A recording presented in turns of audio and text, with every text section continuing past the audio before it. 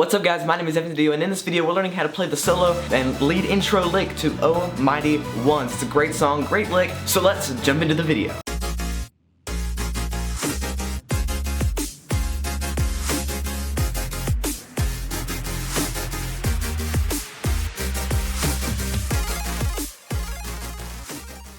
Hey guys, my name is DiDio and you're watching the DiDio Show, and on this video we aim to bring fun, family-friendly videos here on YouTube, guitar tutorials, music theory lessons, product reviews, song lessons, vlogs, and much more, so make sure you consider subscribing, liking this video, and sharing it with your friends. But in this video, like I said, we're learning the lead lick and intro to Oh Mighty Ones. And there are also little extra things you can throw into the song. We'll talk a little bit about that too, so make sure you keep watching. But let's jump into the how-to section of how to play the lick. Alright, so we're based in the F major scale here.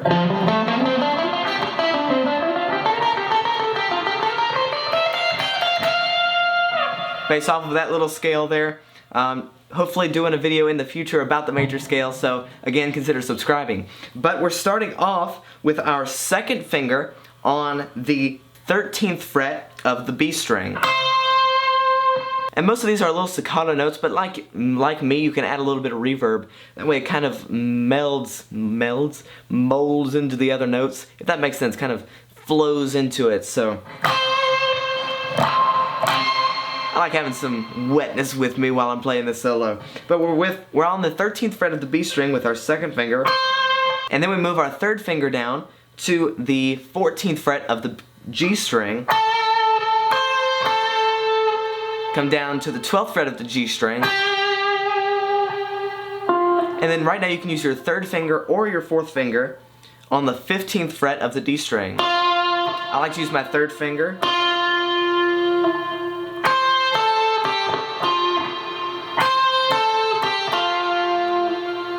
Hit that note again. And then walk up from the 12th fret of the G string to the 14th fret of the G string.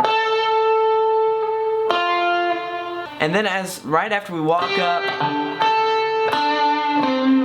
we're doing a really quick walk down from the 12th fret of the D string, and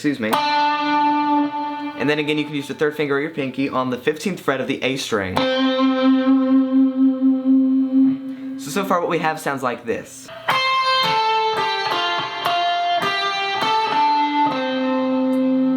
And then all you do is repeat that phrase again. But instead of walking back up, you just hit that 15th fret on the D string again and kind of let it ring out for a little while.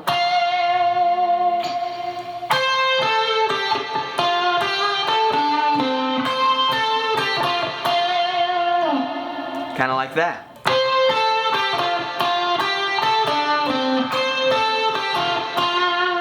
And that's the way they do it throughout the whole song. Now also, here's a little extra lick that I mentioned that I would do for you. In the verses, while they're going back and forth from the F and the D minor, it can get a little monotonous. So that's up to the lead guitarist and kind of keyboardist and drummer. But for you, right now, you can add this in there, and that will help make it less monotonous. So here's how you play that lick. Now, I've got to mention, don't be too overpowering with this, just because then it could cut over the vocals a little bit and that wouldn't sound good.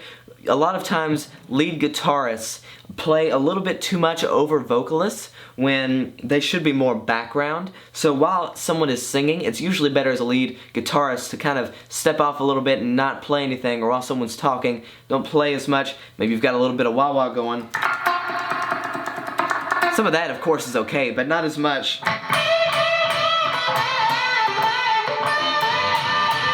Of course, it all depends on the atmosphere. You may be able to do that while someone's singing or talking, but that, of course, that's totally up to you. Totally up to you to make that call. Let's jump back into the lick.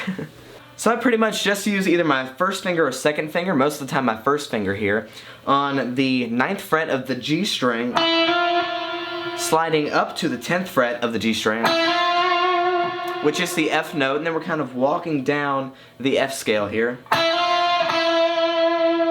Come back down to the 9th fret. Quickly come down. Now, you can do this on the D string too. Just for my mind though, I like to do it on the G string and keep it all on one string. And down to the 5th fret of the G string. and then slide up to the 7th fret of the G string. Of course, you could play it like this.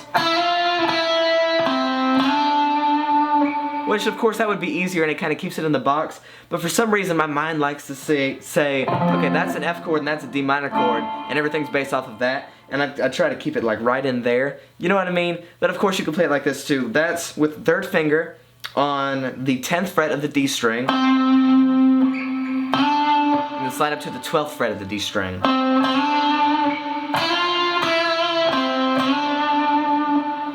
And whatever fingering works best for you, you can go ahead and choose that while doing this.